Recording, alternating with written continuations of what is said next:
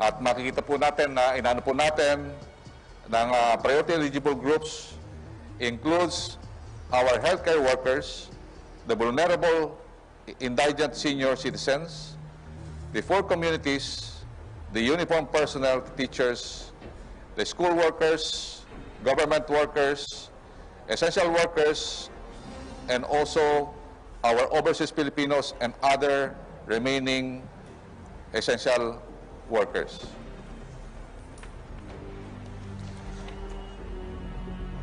The implementation of the National Vaccine Program is not the sole responsibility of the government. Batid na pamahalaan na hindi niya ito makakayang mag-isa. This is the reason why the whole of government and the whole of nation approach shall be adopted, maximizing manpower, expertise, and resources to ensure the coordinated and integrated implementation of the COVID-19 immunization program. Mahalaga po ang papel na gagampanan ng mga lokal na pamahalaan at pribadong sektor sa implementasyon ng ating vaccination program. Sinasabi po ng ating mahal Presidente, the LGUs will be in charge of identifying and profiling the priority sectors in their population and support the vaccine program's rollout, while the private sector provides invaluable technical and financial support in the procurement and the deployment of the vaccine, particularly the cold chain. In recognition of this, the President recently have approved the tripartite agreement between the national government, the LGUs, and the vaccine company. As we have said, talagang pangako ko ng ating mahal na Pangulo na babakunahan po natin ang ating mga kababayan with a safe, effective, and free vaccine. Maraming salamat po. Okay, maraming salamat po, Secretary Carlito Galvez Jr. ng National Task Force Against COVID-19. Sa ating pong pagbabalik, handa na rin magbahagi ng kanilang kaalaman sa paparating na bakuna ang mga imbitado nating panel of experts. Public briefing, #LagingHandaPH. We'll be right back.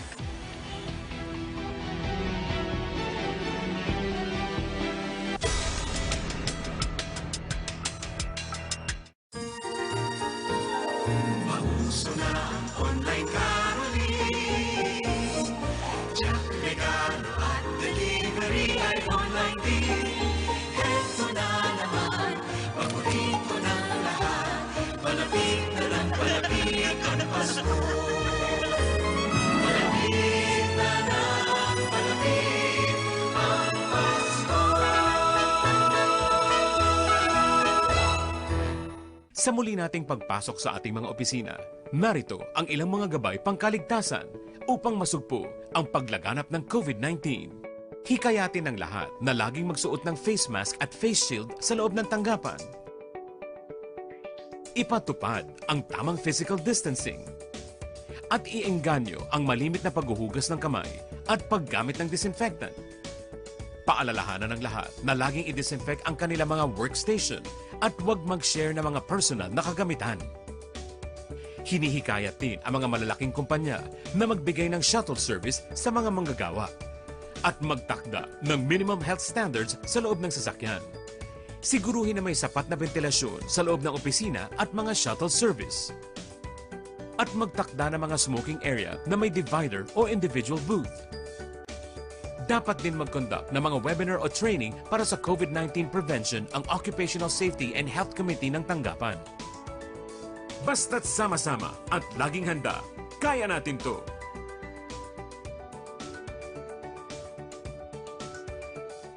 Napakalakas na ng hangin at expect daw na mas lalakas pa ito. Hindi na nararamdaman ang bagsik ng super typhoon. Sa mga oras na ito, batay sa monitoring ng mga taga-barangay, inipitas na yung mga residenteng malapit sa baybaying dagat. Baka posible ng matabunan ang kanilang buhay. Kaya naman yung mga motorista doon sa kabilang side. Kaya patuloy ang paalala ng mga otoridad. Pumapasok dito, pumayag ng mga residente dito.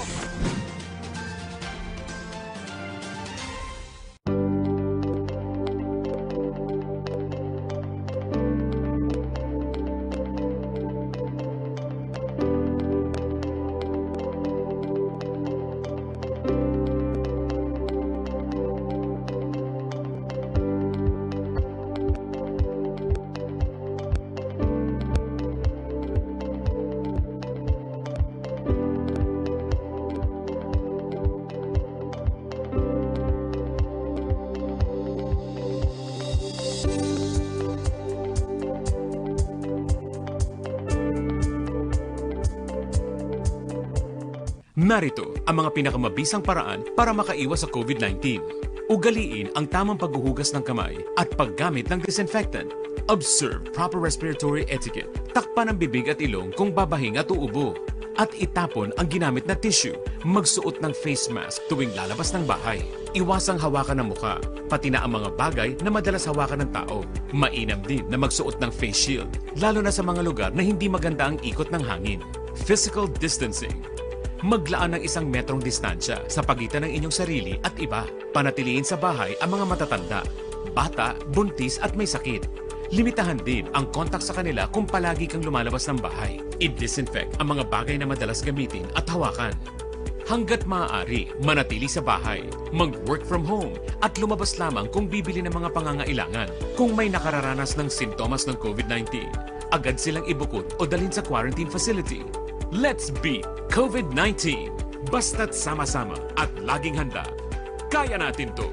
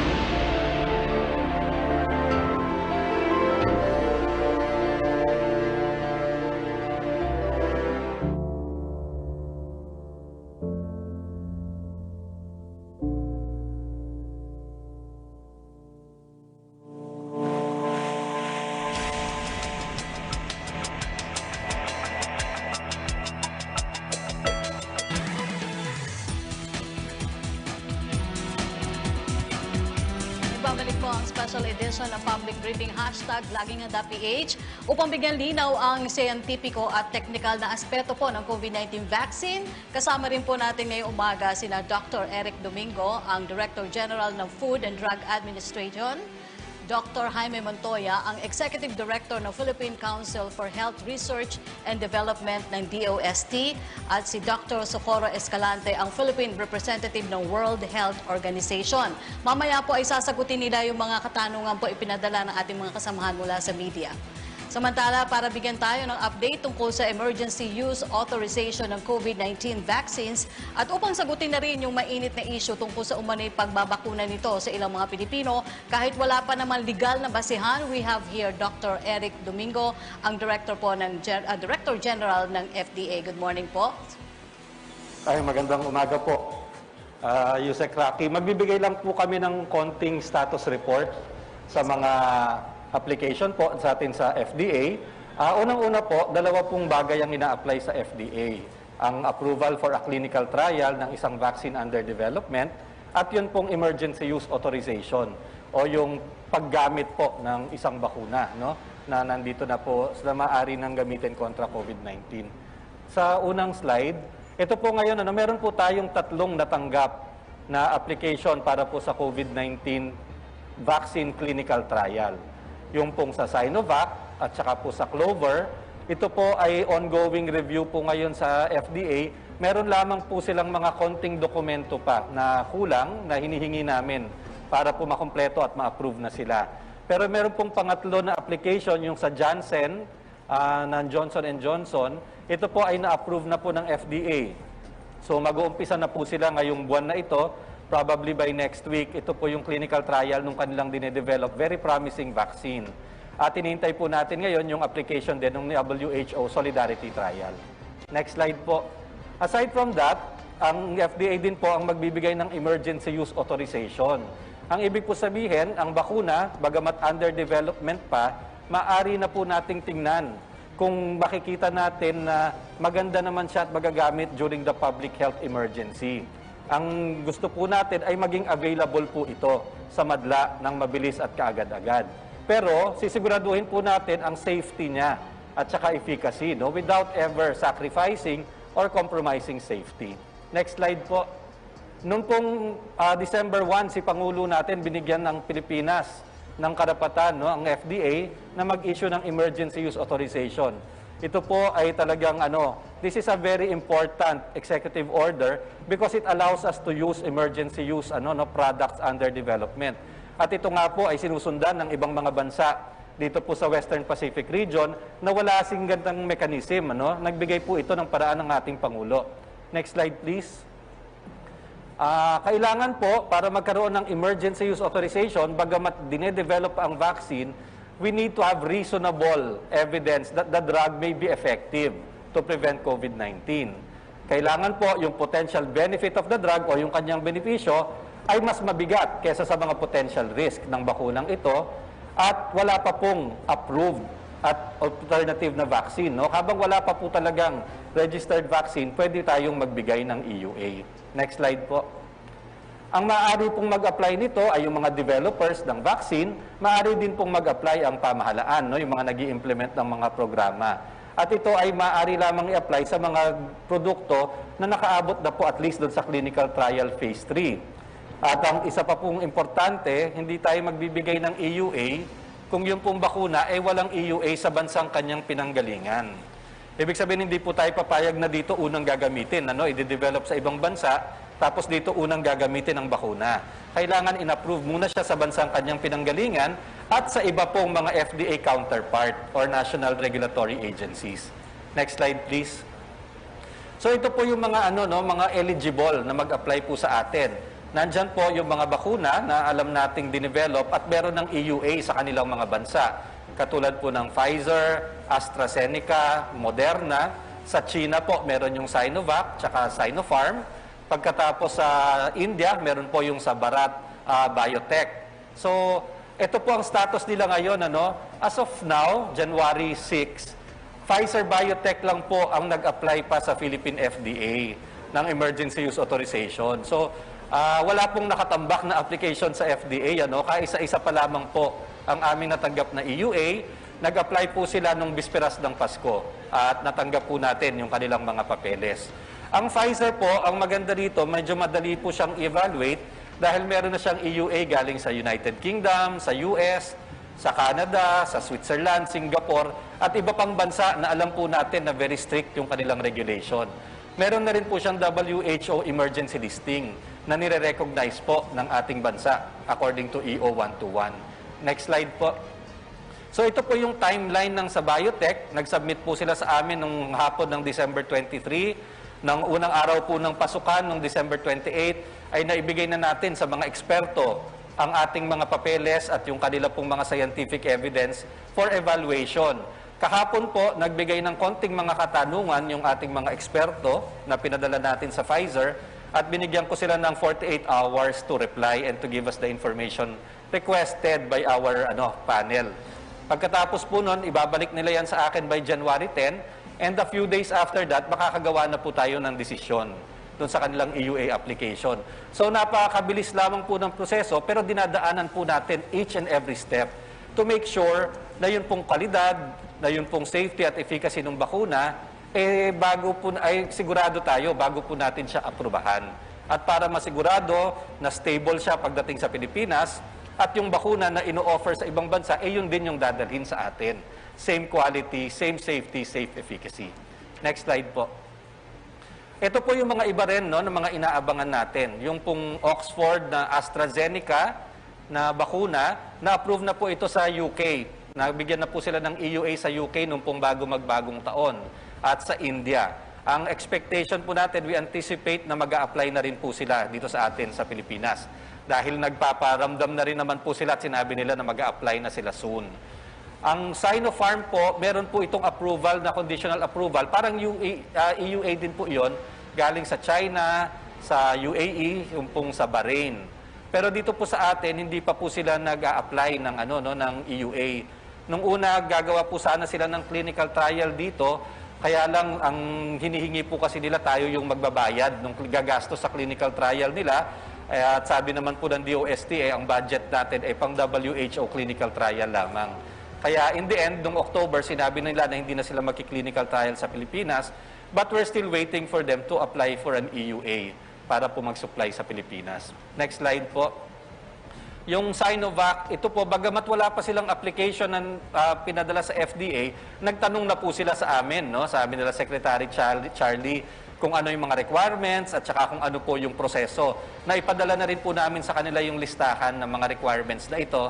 Kaya mukhang mag-apply na rin naman po sila soon. Mukhang kinukumpleto lamang po siguro nila yung kanilang makadokumento at yung scheduling po siguro nila ng kanilang pag-supply.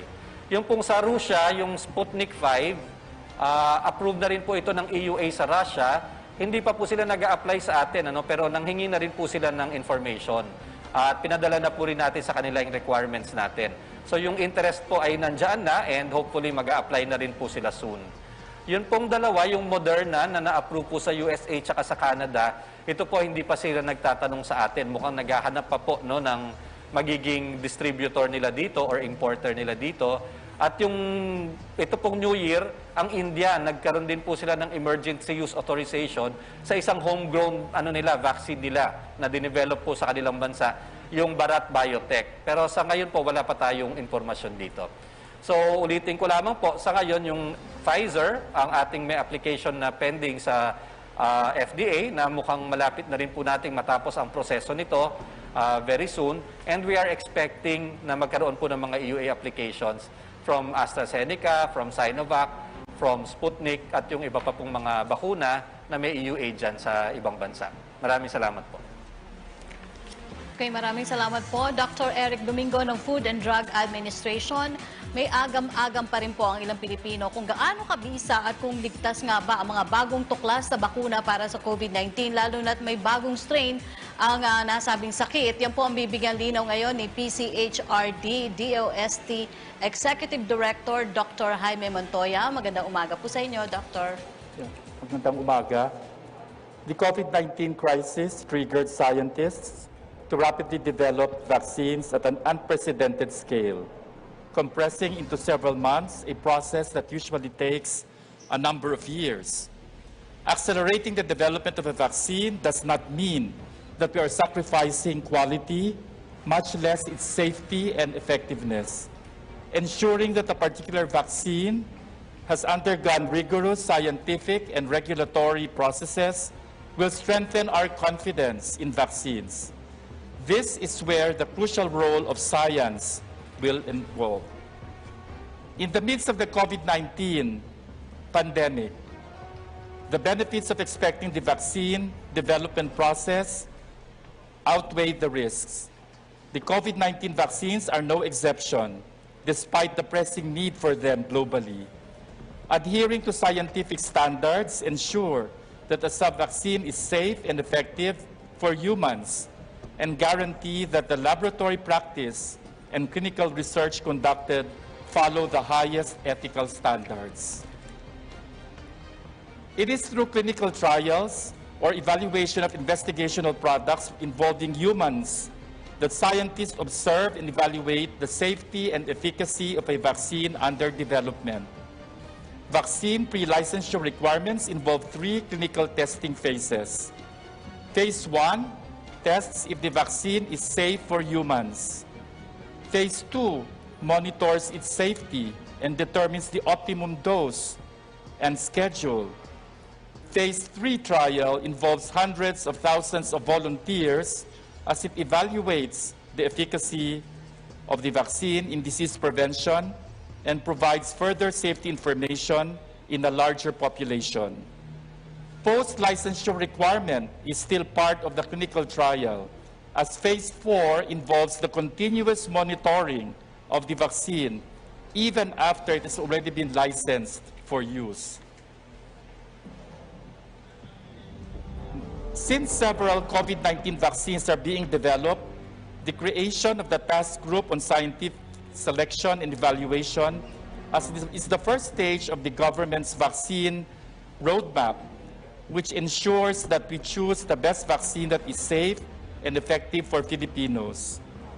Being the agency for Stage 1, the Department of Science and Technology, or DOST, created an advisory committee called the Vaccine Expert Panel, composed of Filipino scientists and vaccine experts to help evaluate the scientific data on the safety and efficacy of vaccine candidates obtained from clinical trials.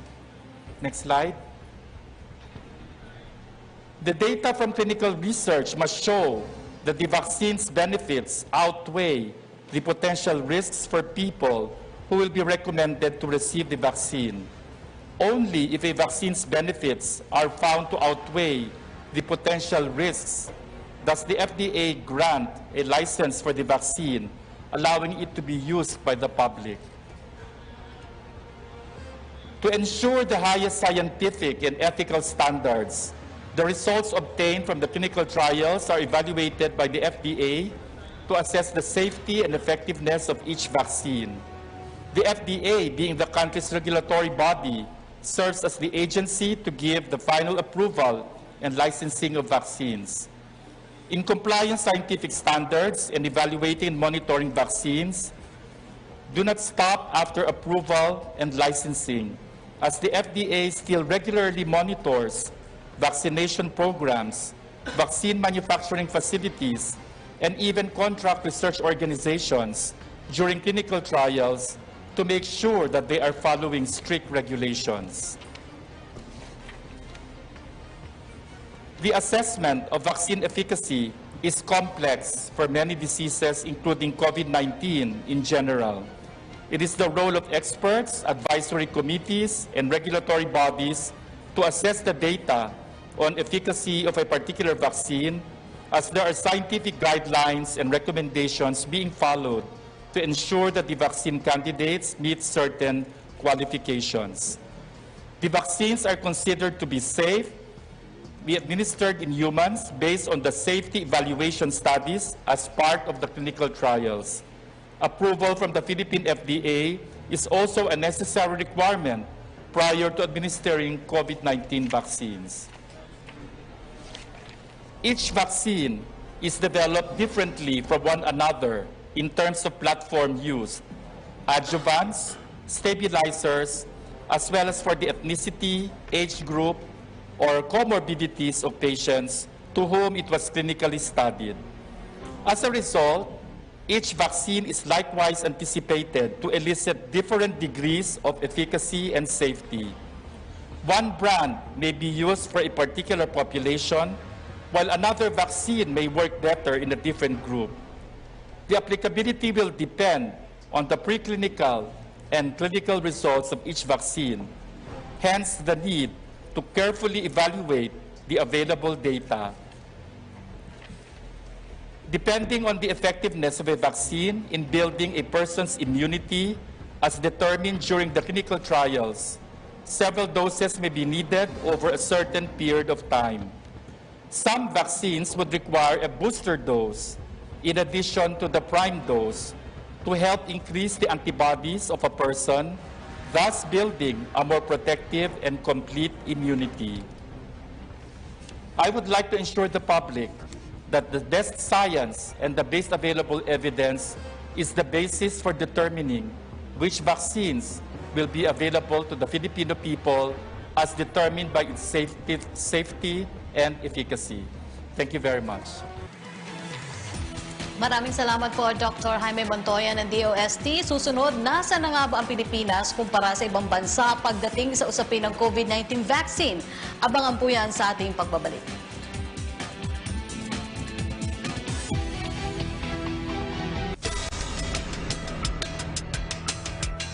Sa muli nating pagpasok sa ating mga opisina, narito ang ilang mga gabay pangkaligtasan upang masugpo ang paglaganap ng COVID-19. Hikayatin ng lahat na laging magsuot ng face mask at face shield sa loob ng tanggapan. Ipatupad ang tamang physical distancing. At iengganyo ang malimit na paghuhugas ng kamay at paggamit ng disinfectant. Paalalahanan ng lahat na laging i-disinfect ang kanilang mga workstation at huwag mag-share ng mga personal na kagamitan. Hinihikayat din ang mga malalaking kumpanya na magbigay ng shuttle service sa mga manggagawa. at magtakda ng minimum health standards sa loob ng sasakyan. Siguruhin na may sapat na ventilasyon sa loob ng opisina at mga shuttle service. At magtakda ng mga smoking area na may divider o individual booth. Dapat din mag-conduct ng mga webinar o training para sa COVID-19 prevention ang Occupational Safety and Health Committee ng tanggapan. Basta't sama-sama at laging handa, kaya natin to!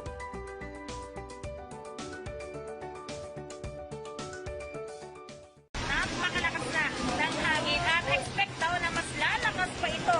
Hindi na nararamdaman ang bagsik ng super typhoon. Sa mga oras na ito, batay sa monitoring ng mga taga-barangay, initikas na yung mga residenteng malapit sa baybaying dagat. Ay baka posible nang matabunan ang kanilang buhay. Kaya naman yung mga motorista doon sa kabilang side, Kaya patuloy ang paalala ng mga otoridad. pumapasok dito kung yung mga residente dito.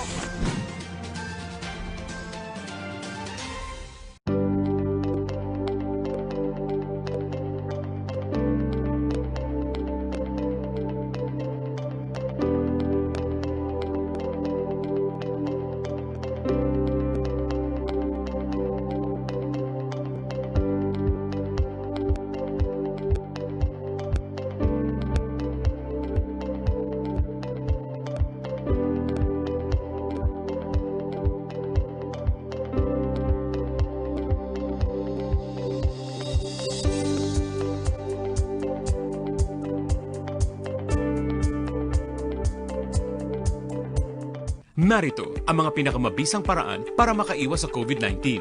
Ugaliin ang tamang paghuhugas ng kamay at paggamit ng disinfectant. Observe proper respiratory etiquette. Takpan ang bibig at ilong kung babahing at uubo. At itapon ang ginamit na tissue. Magsuot ng face mask tuwing lalabas ng bahay. Iwasang hawakan ng mukha, pati na ang mga bagay na madalas hawakan ng tao. Mainam din na magsuot ng face shield, lalo na sa mga lugar na hindi maganda ang ikot ng hangin. Physical distancing. Maglaan ng 1 metrong distansya sa pagitan ng inyong sarili at iba. Panatiliin sa bahay ang mga matatanda, bata, buntis at may sakit. Limitahan din ang kontak sa kanila kung palagi kang lumalabas ng bahay. I-disinfect ang mga bagay na madalas gamitin at hawakan. Hanggat maaari, manatili sa bahay, mag-work from home at lumabas lamang kung bibili ng mga pangangailangan. Kung may nakararanas ng sintomas ng COVID-19, agad silang ibukod o dalhin sa quarantine facility. Let's beat COVID-19! Basta't sama-sama at laging handa. Kaya natin to!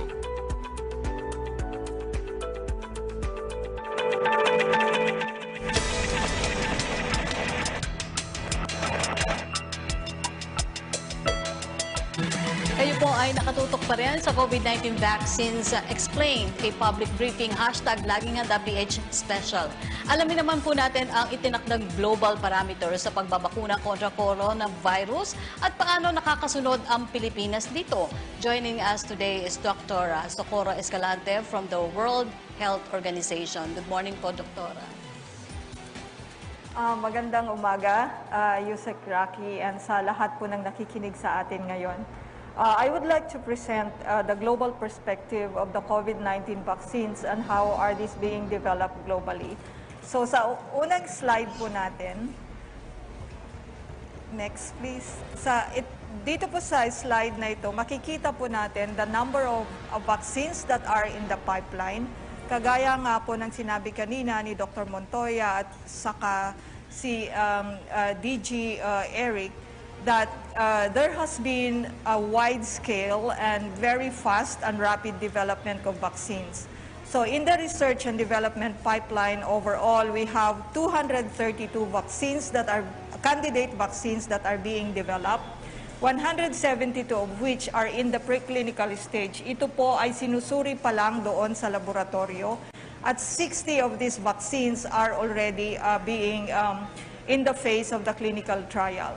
So makikita po natin dyan, yung nasa phase 1 na clinical trial are 20 vaccines, and going to the right, meron na po tayong 10 vaccines which are already in the phase 3 clinical trial. And out of all these vaccines in the clinical trial phase, 10 na po ang nabigyan ng conditional approval or emergency use authorizations around the world, at isa na po ang nabigyan ng emergency use listing ng WHO.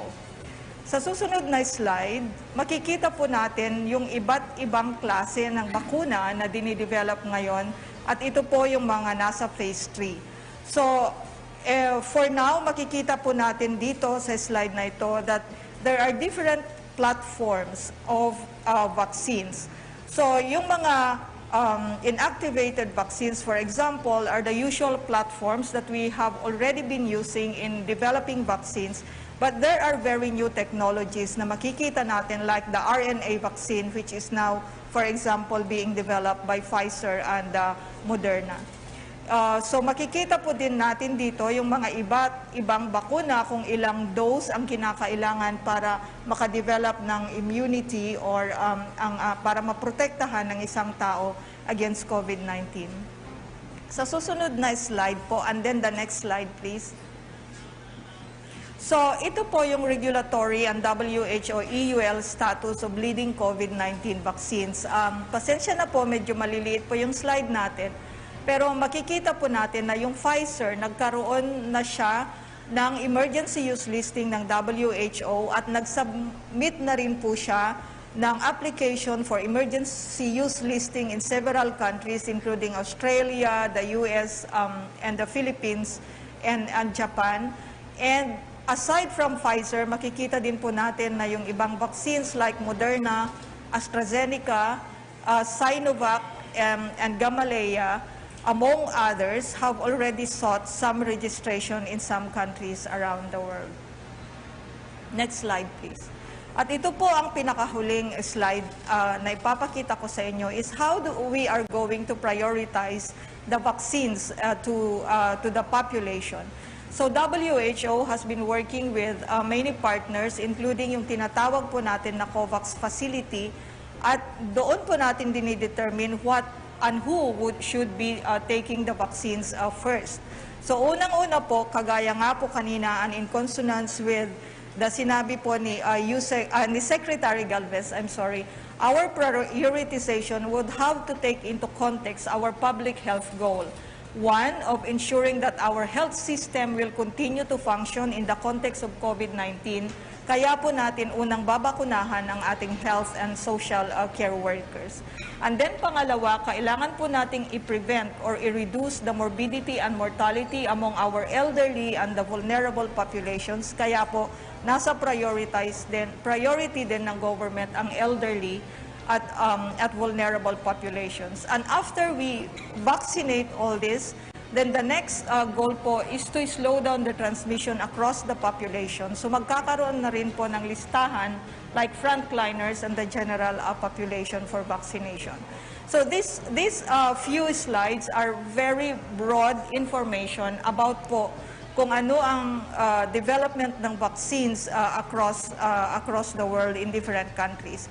Now, the question of how does the Philippines fare in terms of our readiness in deploying or accepting the vaccines in the country.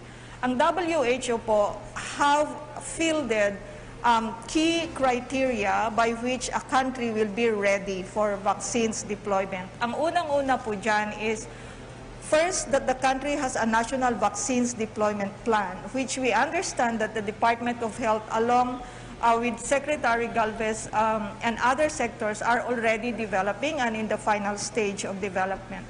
Ang pangalawa po, yung tinatawag natin na regulatory readiness. Naka-ready po ba yung FDA natin to accept the applications of the vaccines? And it's very important to note that in the Philippines, the President has signed the executive order to authorizing the FDA to grant emergency use authorization for vaccines and also to rely or to recognize assessment of these vaccines from other stringent regulatory authorities. So that is a very important step that makes the country ready because the first filter for vaccines to be deployed in the country is about the regulatory process to ensure that all vaccines coming into the country are of safe, efficacious, and of good quality. Ang pangatlo po na basihan ng country readiness is whether yung cold chain natin is ready. And as I have seen in the previous slides, the ultra cold chain is very important because ito po yung bagong teknolohiya ng RNA. Wala po tayo dati dyan na cold chain. But we know that the country has already existing some cold chain equipment, even in our ITM, and the government is ready to deploy the ultra cold chain, and in addition, strengthen the cold chain of the country. Ang pang-apat po na criteria is the safety monitoring of the vaccines. Bagong-bago po ang mga bakunang ito.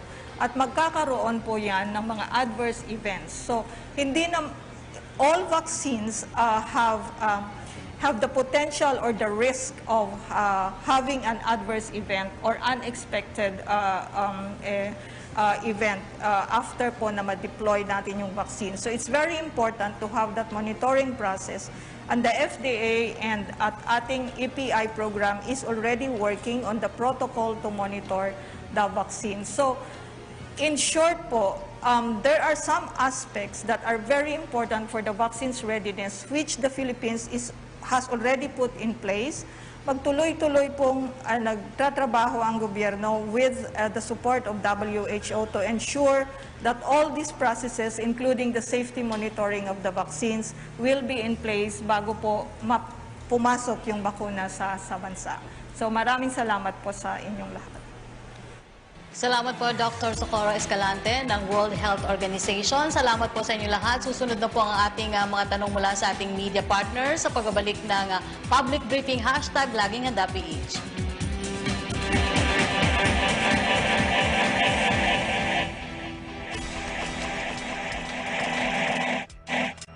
Sa matinding laban natin sa Coronavirus Disease 2019, sugpuin din natin ang pagkalat ng fake news. Huwag magbahagi ng impormasyon na hindi tiyak ang pinagmulan. I-check mabuti ang source ng balita. Kumuha lamang ng impormasyon mula sa mga official channel ng Department of Health.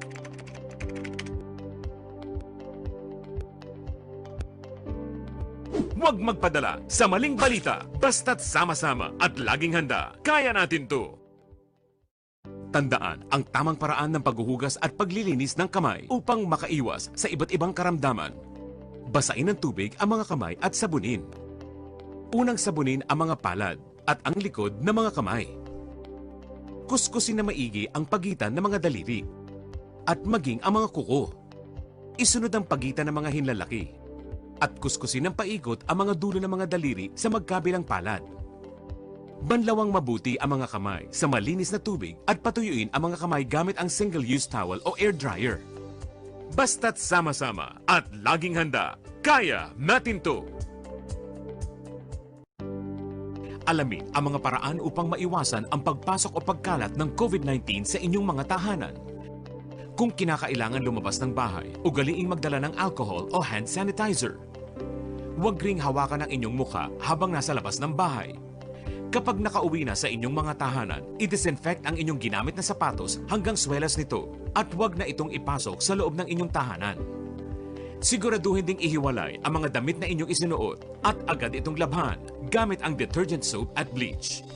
Itapon sa nakabukod na basurahan ang gloves at face mask na inyong ginamit. Maglagay rin ng alcohol o sanitizer malapit sa pintuan. Ilagay ang bag at iba pang mga gamit na dinala sa labas sa isang kahong malapit sa inyong pintuan at linisin ang mga ito gamit ang bleach at tubig o 70% alcohol. Ugaliin din maligo at maglinis agad ng katawan pagdating sa bahay. Basta't sama-sama at laging handa, kaya natin to!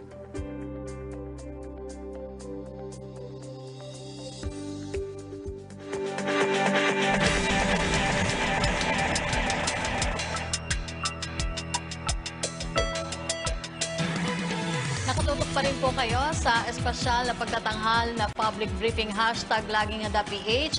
Secretary Vince, para sa kasusubaybay pa lang po sa atin, ilan na po ulit ang mga Pilipinong makikinabang sa COVID-19 vaccine at kailan po ang target gawin ito?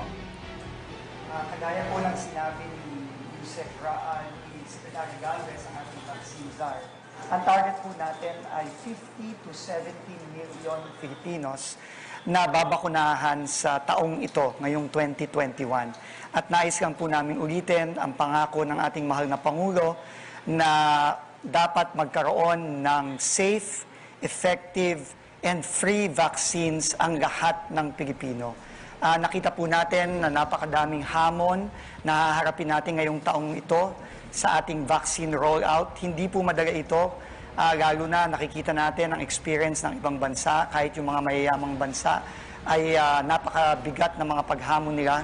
Pero naniniwala po tayo na sa suporta ng lahat ng Pilipino, kaya po natin ito at maaabot natin ang target na 50 to 70 million Filipinos. Pero hindi po natin magagawa ito kung hindi po tayo magsasama-sama at magtutulungan.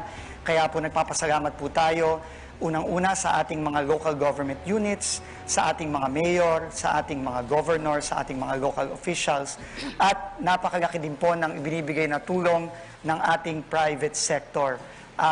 Simula po nung ating paglaban sa COVID-19, nandyan po silang lahat at nagpapasalamat po tayo sa tulong na ibibigay nila. Sama-sama po nating kayang maabot ang target natin na 50 to 70 million Filipinos vaccinated ngayong 2021.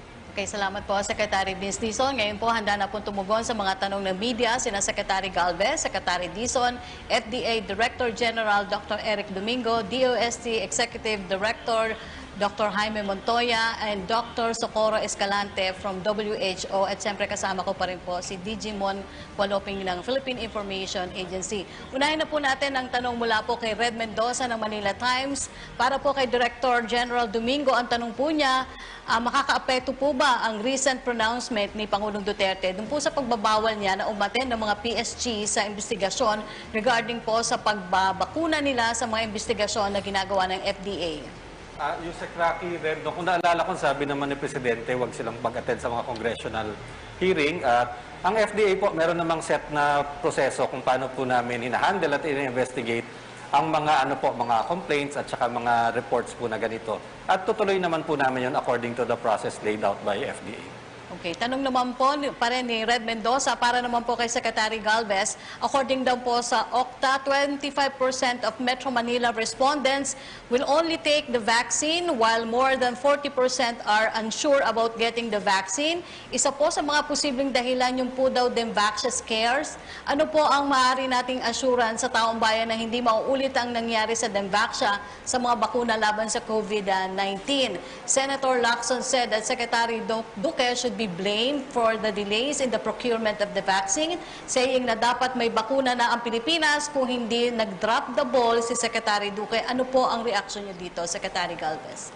Unang-una, naniniwala po ako na sa mga susunod na buwan, dahil nakita natin nagro-roll out ang ibang mga bansa, nakikita nila na yung bibilin din natin, yung ginagamit po nila, at yun po ay safe at saka effective. At kami po ay naniniwala, nakita natin yung pahayag ng ating mga experts from FDA, sila Sir Eric, at saka si Sir Montoya, at saka nandito rin po ang ating WHO representative, ay talaga po scientific ang mga evaluations na ginagawa po natin para po yung mga bakunang bibilin po natin talaga ay talagang safe and very, very effective. At nananawagan po ako sa ating mga mamamayan na talagang magtiwala po kayo kasi ang proseso po namin ay talagang inihigpitan po natin at ang ano po natin ay talagang maging ligtas ang lahat sa pagbabakuna po natin nationwide. Yung nakita po natin na sinasabi natin yung draftable, ay nakita natin na talagang yung, napakahirap po talaga ang sa kontrata. Minsan po talaga nagkakaroon ng gridlock at talagang it will take even months. Nakita natin na matagal na po tayong nagre-negotiate sa mga ibang mga vaccine makers at talaga pong tinitingnan po natin talaga na maging maganda po yung ating mga kontrata at ma-ensure na yung mga delivery will be on time. Yung po ang nakita po natin na maraming challenges even sa negotiation and even sa preparation, napakaraming challenges. Nakita natin sa US, nakita natin sa Europe, yung mga expectation nakita natin nangako sila na 20 million ang roll out. Ngayon nakita natin na 3 million lang talaga ang nakita natin na yung mga supply chain at saka yung different challenges. Yung tinatawag natin na yung supply and demand, napakataas po ng demand na nakita natin sa mga vaccines. At ang nakikita natin po na sa ating unprecedented na vaccination, ito po talaga is a global vaccination na nakikita natin na napakahirap po talaga. Dapat po nating intindihin na napakarami pong variables. At ang mga variables po na yun ay mga complicated at mga complex. Opo, tanong naman po mula kay Sofia Tomacruz ng Rappler.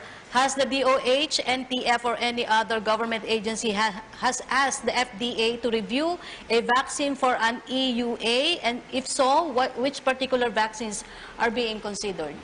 Wala pa po, wala naman po. Ang kaisa-isa po nag-apply sa atin ngayon ay yung Pfizer. At wala pa pong iba tayong lumapit para mag-apply for an EUA. Opo, for Dr. Escalante po ng WHO, from WHO's perspective, is the Philippines daw po ready to roll out the vaccine given the complexity ng distribution po nito sa buong bansa? So, maraming salamat sa katanungan po. Kagaya nga po ng nasabi namin kanina, ang WHO is working with all the countries for what we call the Vaccines Readiness Program. At naisaad ko na po kanina yung iba-ibang components on how a country is going to be ready for the rollout of the vaccines. Sa nakikita po namin is that the Philippines is on track in terms of its preparation for the vaccines introduction and for the vaccines rollout, including the distribution of the vaccines across the country. Pero gusto ko po din sanang i-emphasize that this is a very complex vaccination intervention. At kaya po, kailangan po nating intindihin as a public of how and what are the goals of the vaccination para maintindihan po natin kung paano dinidistribute ang gobyerno yung mga bakuna. Kagaya po ng nasabi natin, for example, the first priority will be the health workers because the rationale is to protect our health workers to sustain our public health system for COVID-19. So, with that, yan po yung unang isi-set up ng government kung paano po mababakunahan yung mga health workers, and then it will be rolled out to the different population. The reason why I'm saying this is that we would be expecting a lot of demand from the public. At because of the pressure of the public, pwedeng yung government can be derailed with a very systematic vaccine plan. So, what I'm trying to say here is while the government is ensuring that the deployment of the vaccine will be systematic and organized, the public would need to support that organization and systematic distribution of the vaccine para hindi po tayo mawala ng direksyon and we will be able to roll out the vaccines in a proper way. For Including, Dr. Sorry, ma'am. Go ahead. So, and last thing that I will emphasize is that the rollout and the deployment of the vaccines is not just about the distribution. It's also about ensuring that we are monitoring the safety of these vaccines when we are giving it to the population. So marami pong bagay yan na kailangan nating i-set up. But as I have said, we see that the country is on track of setting up the systems, and we will continue to work with the government to monitor and to understand what is the capacity and what we could advise technically in the vaccines rollout. Follow-up lang po, Dr. Escalante. May tanong si Red Mendoza ng Manila Times. With multiple countries daw now reporting cases of the new variant of the COVID-19, are travel restrictions and lockdowns still necessary to prevent it? And what would you suggest daw po to the Philippines to prevent a probable surge in the number of cases due to the new variant? Po yung measures na gusto naming ipayo sa government. Unang-una po is we would need to ensure that any imported cases of the variant will be prevented from onward transmission, assuming that this is going to come into the country. So the usual public health measures, isolation and quarantine that the government is already putting in place. And I understand, and we have been part of the discussion, the very thorough risk assessment that the government has undertaken was that they were considering what is the capacity of the country to ensure to prevent the onward transmission. And that's why I think, and what we see from the government is they have put the 2 weeks ban for travel to ensure that the system is ready. Sa publiko naman po, it's the same public health measure, wearing the mask and the face shield and doing your social distancing as well as washing hands. So it's the same measures that we are going to advise.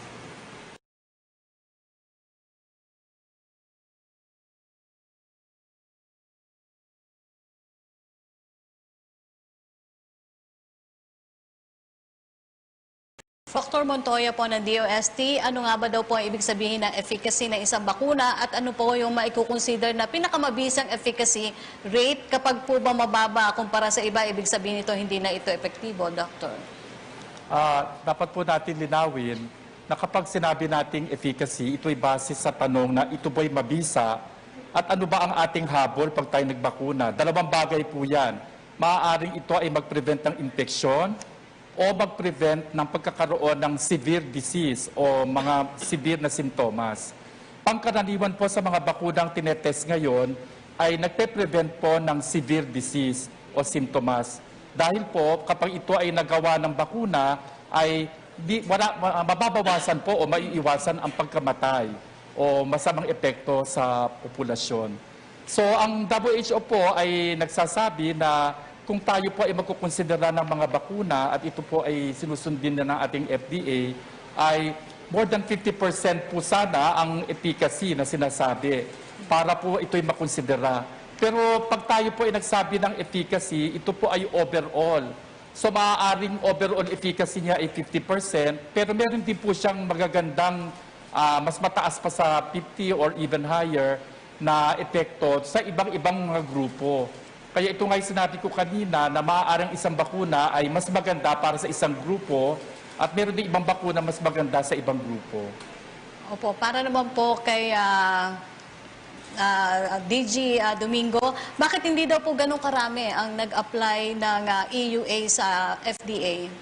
Oo, no. Kung makikita natin kanina yung yung slide ni ni Dr. Sok, alam po ninyo, hindi po sa Philippines FDA lang, kundi sa buong mundo, hindi pa po sila nag-a-apply. In fact, kung nakita nyo po yung Pfizer Pilipinas, ang isa sa mga una nilang in-applyan. Dahil po tayo, may ready po tayo na executive order ni Presidente that will allow us to accept EUA applications. 200 po ang bansa sa mundo, 5 pa lamang po ang in-applyan ng Pfizer, kasama po tayo. No? Yung ibang mga kumpanya po, wala pa po silang ina-applyan. At marami pong dahilan yon. Unang-una, yung pong readiness din nila na mag-supply. Siyempre po, kung wala pa naman silang isusupply sa isang bansa, hindi pa rin po sila mag-a-apply para po magkaroon ng, ng authorization doon. At pangalawa, karamihan po siguro, nire-ready pa rin po nila yung kanilang mga requirements. Siyempre po, kailangan yung pong safety pa rin at saka efficacy ay hindi po natin talaga pwedeng isacrifice yan. So lahat po ng minimum requirements for safety and efficacy, required po natin yan and the quality of the product. And once they are ready, naman po ang FDA na tanggap ang application. Opo. For Secretary Galvez, tanong po mula kay Rosalie Cos ng UNTV. Since daw po may report ng passenger from Manila na dumating sa Hong Kong at tested positive po sa United Kingdom UK coronavirus variant, ano po yung masasabi ng NTF to alleviate the fears ng public sa possibility na kumakalat na po ito sa bansa at undetected? Mayroon po bang bagong safety measures na ipatutupad to control the possible spread po ng infection? At possible po bang madagdagan pa ang mga bansang sakop ng travel restrictions? Nakita po natin na nung nagkaroon po tayo ng balita ng strain nito na variant, ay nag-prepare na po ang DOH at ang IATF. Secretary Vince talagang pinrepare na yung ground.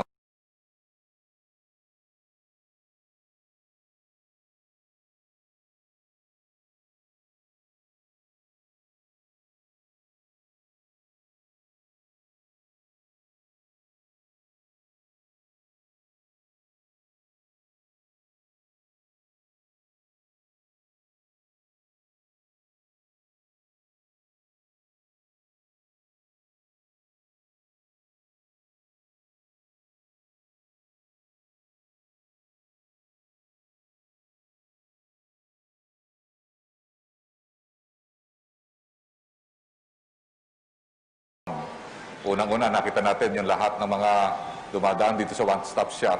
Yung lahat ng mga galing sa mga restricted countries, na mga OFW, ay dinadala po natin kaagad yung mga nag-positive doon sa isolation facility, doon sa tinatawag nating sa New Clark City. And nakita rin natin na yung mga countries na identified na may variant ay ine-extend natin na 14 days. Kaya po humihingi po kami ng paumanhin sa mga ating mga OFW at saka ating mga returning Filipinos na talaga pong yung protocol. Nakikita natin na lahat ng mga bansa na mayroon po talagang pag-iingat ay ginagawa po din natin. Sa ngayon po, nakita po natin ang ating IATF ay tuloy-tuloy po ang pagpupulong para po mapulong ang ating mga scientifico at saka mga expert kung ano po ang mga hakbang na ginagawa po natin. At nandiyan din po ang WHO na binagbibigay po ng tinatawag natin na pangaral sa atin kung ano ang mga preparasyon na gagawin natin. Sa atin po, ako po ay nakakasiguro sa ating mga Pilipino na tayo po ay prepared at ibigay na po natin kay SILG na bigyan ng babala rin ang kanilang ating mga mayors at saka mga governors na tingnan at i-monitor yung tinatawag nating syndromic surveillance at saka case finding.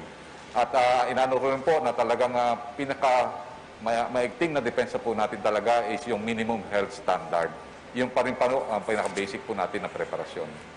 Opo, for Secretary Vince Dizon, massive ang vaccination program na ito na gagawin ng pamahalaan. Ano po kaya yung magiging participation ng private sector? Bago ko sagutin yon, Yusek Rocky, gusto ko lang dagdagan yung sinabi ni Sec Galvez. Nagpalabas na po ang statement ang ating Department of Health na dun sa mahigit 300 cases na tinest galing sa mga iba't ibang bansa na may known variant na bago galing sa UK, wala pong nagpositibo para sa new variant as of now. No? So, importante po yan at tuloy-tuloy po ang pag-analyze ng Philippine Genome Center at ng RITM nitong mga specimen na ito na dumarating galing sa ibang bansa. Kaya abangan po natin, pero as of now, wala pa pong nakita sa mga dumating na Pilipino at ibang mga dayuhan yung COVID variant galing sa UK. Alam niyo po, ang role ng private sector ay napaka-importante. Nung simulat sa pool pa lang po ng ating pagharap sa hamon sa COVID-19, napakalaki na po ng naitulong ng private sector sa government effort. Hindi lang po ang private sector, pati yung ating mga LGUs, ang ating mga probinsya, napakalaki ng tulong. Ngayon po, dito sa napakahirap at komplikadong pag-roll out natin ng vaccine, kailangan din po natin ng suporta at ng tulong ng private sector at ng ating mga LGU. Nagsimula na po yan, meron na pong mga private sector companies sa tulong ng ating Presidential Advisor Joy Concepcion na pumirma na ng mga tripartite agreement sa ibang mga manufacturer ng vaccine. At ang tulong po nilang malaki ay unang-una, sila po mismo ang magpapabakuna para sa kanilang mga empleyado sa sarili nilang expense. At ikalawa, kalahati po ng kanilang bibilin ay idodonate pa nila sa ating gobyerno. So napakalaki po ng tulong na yan. At sa mga susunod na araw at linggo, i-expand pa po natin yan, hindi lang sa private sector, kundi pati sa ating mga local government units. Opo, for Secretary Dizon po, tanong pa rin ni Red Mendoza ng Manila Times, kumusta na daw po yung testing capacity natin this year? Bakit po ang test natin only range from 30,000 on average, samantalang ang ating rated test capacity is 50,000 per day? Ano ba po yung mga nakikita niyong problema na kailangan solusyonan as a test czar? Napakalaki na po ng tinaas ng ating testing capacity at ng ating actual tests per day. Kung ikukumpara natin dun sa unang parte ng ating laban sa COVID-19. Normal naman po yon na laging mas mataas ang capacity kaysa dun sa actual. Pero lalo pa po nating pinaiigtingan ng ating pag-correct ng mga specimen sa ating mga LGU, sa iba't ibang mga lugar, para po mapataas pa natin ang actual test. At ngayon, sa tulong din po ng iba't ibang ahensya ng gobyerno, pinapaigting pa po natin ang ating operation ng testing on the ground dahil hindi po dapat to bumababa. No? Naiintindihan po natin na bumaba ng kauntian nung Pasko at Bagong Taon dahil bakasyon. Pero ngayon po ay kailangan itaas na po natin yan ulit sa level na nag-average tayo ng 30,000 to 40,000 per day.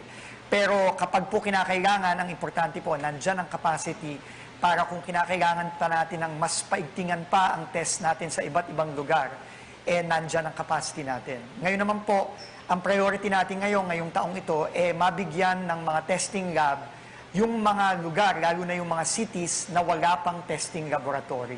So may mga iba't iba pong mga city pa na wala pang testing lab. Yun po ang priority natin ngayong 2021.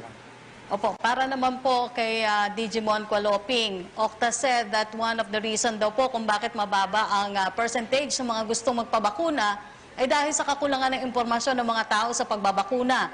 Ano po ang magiging plano para ma-inform at makumbinsi ang mga tao na ang bakuna ay ligtas at maaring makatulong laban sa COVID-19? Salamat yung sa Cracky sa tanong. Napakaganda ng tanong kasi alam natin marami talagang kumakalat na fake news, mga disinformation, lalo na ng mga medyo anti-vaccine. May iba naman, may mga nababasa sa Facebook, sa Twitter na mga memes at pinapaniwalaan nila yon. So ngayon nailahad na ni Sec Charlie Galvez kanina ang roadmap at ni Sec Vince ang ating plano at ng ating panel of experts. Kami po sa TG Communications ng Vaccine Cluster ay pag-itingan yung ating programa para mas maintindihan ng ating mga taong, ng ating mga kababayan sa buong Pilipinas at pati na rin sa mga overseas Filipinos kung ano ba talaga yung ating mga vaccines. Ang objective natin is to continue and improve the public uptake, yung acceptance level ng mga tao sa vaccine, regardless of brands. Kasi nga ang sinabi nga ng ating mga experts, sabi nila Dr. Montoya, nila Dr. Escalante, based naman to lahat sa siyensya, sa science. Based ito sa mahabang pag-aaral at pagsususing research na ginagawa sa buong mundo. So, gagawin natin yan at tayo sa PIA, yung sa Cracky ay itutuloy natin yung information drive natin sa ating advokasya na tinatawag nating Explain, Explain, Explain. At kasama ang DOH sa grupo nila Dr. Beverly Ho at ang private sector na sina Margot Torres at George Royeca at ni Sec Vince ay magkakaroon tayo ng series of town hall meetings, regional summits, local summits. We will speak with our local government units, with our private sector partners, with healthcare workers, and ating mga media, syempre. Opo, mula naman po kay Evelyn Quiroz ng Filipino Mirror, ang tanong po ay para kay Secretary Galvez. In a recent interview daw po, conference, you stated na the country is conducting a stringent screening of vaccines as prescribed by international institutions like World Bank, the Asian Development Bank, and Asian Investment Infrastructure Bank, which offers loans for their procurement. And can you give us a step-by-step procedure po para po dito sa stringent screening?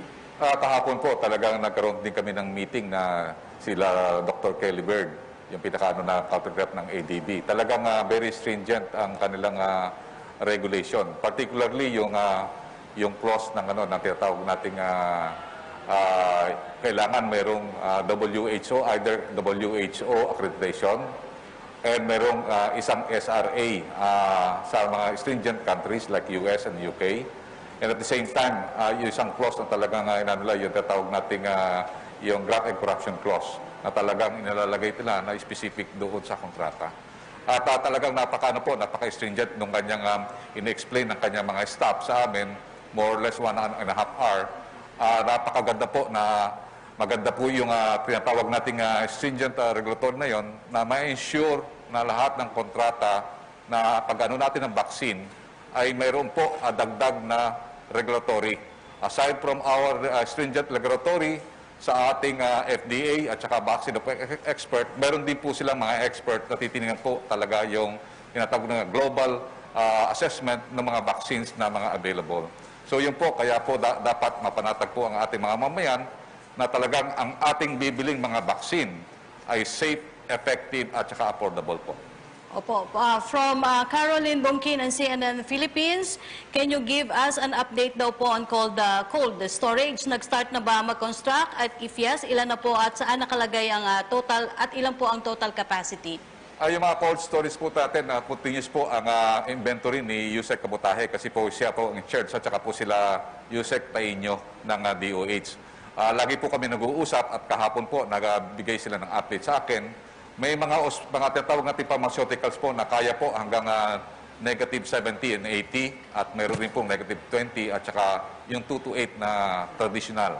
Pagka po yung traditional 2 to 8, kaya po ng DOH hanggang sa regional health units.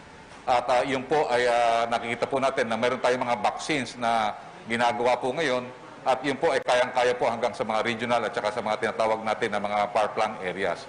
Pero po pagka tinatawag natin yung mga negative sa 70 and 80, nakikita po natin yun sa inventory po natin sa mga major cities lang po meron yan. Sa Santa Rosa, ito po sa Manila, sa Cebu at saka ito po sa Davao.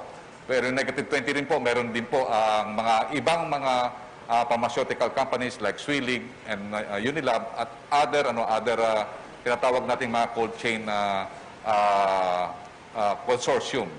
Sa ngayon po, nakita po natin tuloy-tuloy po yung consultation po natin sa mga private sector at ang ginagawa po namin sa mga vaccine maker, nakakaroon po kami ng supply agreement with them, with the service provider. Kaya po, pagka po nagpunta na po dito, kung tinatawag nating CIF, yung in-country handover, meron na po tayong specific supply agreement with the different vaccine maker and also with the private consortium.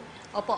Secretary, marami daw po LGUs ang nag-alat na ng pondo sa pagbili ng bakuna. Pero ngayon po ay national government pa lang yung nakakabili, sabi ng DOH. So paano daw po ang proseso dito? Will the national government ask the LGUs to add their allotted funds for the national government's vaccine purchase? Noong last Monday po, nag-report po ako sa ating mahal na presidente at sinabi ko po sa kanya na dahil buong buo po ang suporta ng ating mga LGU sa ating vaccination roadmap, sinasabi nga po ng mga LGU na they are willing to spare their resources to the government because they know na napakahirap po ng burden ng national government. And with that, we recommended for the approval of the tripartite agreement. And the President approved it immediately. At siya po ay natutuwa, nagpapasalamat po, sabi po ng ating mahal na Presidente, siya po ay natutuwa sa ating mga LGU dahil ang LGU po talaga ang may key role dito po sa ating vaccination program. Especially our nationwide grassroots vaccination doon po sa mga cities at saka mga municipalities po at mga barangay. Opo, pasensya na, marami pa po mga tanong. Para kay Secretary Vince Dizon, ilan daw po ang samples na mula sa mga dumating na OFW ang dinala sa Genome Center for sequencing and update daw po sa resulta? Gaya ng nasabi ko po kanina, 305 samples ang tinest ng Philippine Genome Center at walang nagpositibo sa new variant sa mga sample na ito. So tuloy-tuloy po ang pagtitest ng ating mga eksperto at as of now po, wala pa po silang nakikitang new variant doon sa mga tinest nila. Okay. Tanong naman po para ni Christine Sambilo para daw po sa DOA, sa World Health Organization. What is the implication of the news that the new variant might already be here in the Philippines? What should we do about it? Kagaya po nga ng nasabi natin kanina, unang-una kailangan po nating to strengthen our surveillance. And there has been a lot of discussions on how to include the genomic sequencing as a part of the testing strategy of the government. However, in terms of response, gusto ko rin pong ulitin ulit at isuporta yung sinabi po ni Secretary Galvez that it will be the same measure that are already in place. However, it's really important that that the compliance of the measures that are being already set up by the government is primary. Kasi although the virus, this mutant virus studies have seen that it is more transmissible than the circulating virus now, but the public health interventions will be the same. It's really the enforcement and the compliance of the public that is really important. Tanong po mula kay Cedric Castillo ng GMA7, BSP Governor Joknos quoting, a survey says visit to groceries, parks, pharmacies have reached pre-COVID levels. Jokno further encouraged people to go out to spur economic recovery. Realistic scenario daw ba ito by mid-2022 na recovered na natin lahat ng nawala dahil sa pandemic? Ang question, paano natin ito ibabangga sa pangamba naman na baka tumaas po ang virus o resurgence ng virus? Pwede po kay Secretary Galvez and Dr. Montoya. Yung sana po natin, nadagdagan ko lang po yung sa WHO na Naalalan po natin nung July and August, tumaas po ang ating cases at tumaas po rin yung ating tinatawag na transmission. And I believe the DOH and also the Genome Center have reported na mayroong variant na nag-evolve dito sa virus. Nakita natin na kaya po natin yun eh.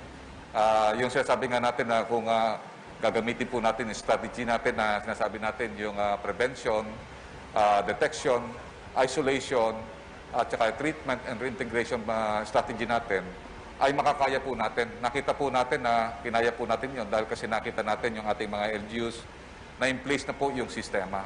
At ang inano po natin ay wag po mag-alala ang ating mga kababayan dahil kasi po yung variant po na yun, ang variant po na ano natin yan ay talagang expected po na magkakaroon po ng mutation. Opo, mula naman ko po kay Jam Punsalan para sa DOST or what happened daw po sa application ng Sinovac for clinical trials? What about the other vaccine developers? Yung Sinovac po, nasa FDA yung kanilang application. Meron na lang kami pong hinihinging dokumento tungkol doon sa produktong gagamitin nila na manggagaling sa China. So once they provided all of the documentation for the product, ma-approvean na rin po yon. Aside from that, ang isa pa pong hinihintay natin yung sa Clover Pharmaceutical, ganun din po, may konting requirements lang din po na kailangan. And yun nga pong sa Janssen naman po, na-approve na. Opo, from Greg Gregorio ng TV5, pwede po daw pa-clarify kay Yusek Domingo or Secretary Galvez kung ano daw po ang estimate ng pagdating ng Pfizer vaccine sa bansa, kung mabigyan na sila ng EUA by January 14? Bukas po, meron po kaming follow-up na pag-uusap sa Pfizer. Ang nakikita po natin na ang Pfizer ang most in-demand na brand. And nakikita po natin na most likely magiging available po ito ng Q3 and Q4. Kasi po nakikita po natin with the challenges that they had, talaga pong hindi po makakayanan na magkaroon po ng tinatawag natin na earlier deployment on the first quarter and the third quarter. Nakita natin na yung mga countries na nakita natin na nagkakaroon ng spike at second wave ngayon, yun ang nakita natin sinusuplayan natin ng Pfizer. Opo, last question na lang po. Para kay Dr. Domingo, or pwede rin daw po kay Dr. Montoya, bakit tila po naiwan ng Pilipinas sa pag-roll out ng bakuna at hindi po tayo nakasabay sa mga bansang nagsasagawa na ng bakuna? Kung wala pong nag-a-apply na pharmaceutical companies, bakit hindi po nag-initiate ang gobyerno para sa EUA? What's the hold-up? Tanong po ni Ian Cruz ng GMA7. Well, actually po, isa tayo sa mga bansang pinakaunang nag-set up ng EUA mechanism, no? Dahil in-order nga po ito ng ating Pangulo. At kung titingnan nyo po yung landscape, isa po rin tayo sa mga bansang unang ina-applyan ng mga kumpanya. Talaga lamang po sigurong hindi pa sila ready mag-supply sa buong mundo, kaya hindi pa po sila nag-a-apply. But we assure everybody that we are ready to accept all of the applications and to evaluate them. Okay, salamat po. Salamat po sa ating mga bisita. And DG Mon? Salamat, Yusek Rocky. Salamat po sa ating mga guests natin ngayong umaga, ngayong tanghali. Si Sec Charlie, si Sec Vince, si DG Eric, si Dr. Montoya, si Dr. Escalante. Kami po sa Presidential Communications Office at sa Philippine Information Agency, bahagi ho kami ng vaccine cluster na pinamumunuan ni Sec Charlie Galvez. Ito po ay isang napakahabang kwento pa. Yung vaccination program natin ay hindi ho isang overnight solution. Hindi ho ito matatapos ngayong linggo, hindi ito matatapos sa susunod na buwan. Ito ay isang mahabang kwento na lalakbayin ng ating bansa, na lalakbayin nating lahat. Gaya ng sinasabi natin, gaya ng sinasabi ng ating Pangulong Duterte at nila Sec Charlie, nila Sec Vince sa mga maraming interviews na naganap. Ito ay isang whole of nation, whole of country approach, whole of government, whole of community approach. Lahat tayo kailangan magsama-sama. Hindi lang ito kaya ng gobyerno, dapat tayong lahat. Sabi nga ng DOH, bida solusyon, bahagi tayo lahat sa solusyon. Habang wala pa yung vaccine, hindi pa tayo natutulukan, balik muna tayo sa minimum health standards. Ngunit, let us emphasize, the government has a plan, the government has a roadmap. We will vaccinate 50 to 70 million Filipinos this year in 2021, and we make sure that everyone will understand and know what is happening about the vaccines. Maraming salamat po sa inyong lahat. Salamat, Digimon Kualoping. At nagpapasalamat din po tayo sa ating mga kaibigan sa media. Yung po mga hindi natin nabasang tanong, ibibigay ko po sa ating mga kinaukulan yung kanilang, yung mga tanong para in the future po ay masagot din nila. Maraming salamat po muli kina Dr. Rolando Enrique Domingo, ang Director General po ng Food and Drug Administration, Dr. Jaime Montoya, Executive Director po ng Philippine Council for Health Research and Development Center, Dr. Socorro Escalante po, ang Philippine Representative ng World Health Organization, at siyempre si Secretary Vince Dizon ng NTF, Deputy Chief Implementer. Kasama po siyempre si Secretary Carlito Galvez, ang Chief Implementer. Maraming salamat po. Thank you ulit kay PIA Director General Ramon Kualoping. Kami po ay lubos rin nagpapasalamat sa ating partner agencies para sa inyong suporta sa ating programa at maging sa kapisanan ng mga broadcaster ng Pilipinas o KBP. Salamat din po sa Filipino Sign Language Access Team for COVID-19. Mabuhay po kayo. At sa ating mga kababayan, makakaasa po kayong tuloy-tuloy ang ating serbisyo ng pagbibigay ng tamang impormasyon ng PIA at siyempre ang PTV tungkol sa vaccination program ng pamahalaan, 10 ng iba pang mga programa para sa sama-sama nating pagbangon mula sa COVID-19. Sa ngalan po ni PCOO Secretary Martin Andanar, ako po ang inyong lingkod, Yusek Rocky Ignacio. Hanggang bukas po muli sa public briefing, #LagingHandaPH.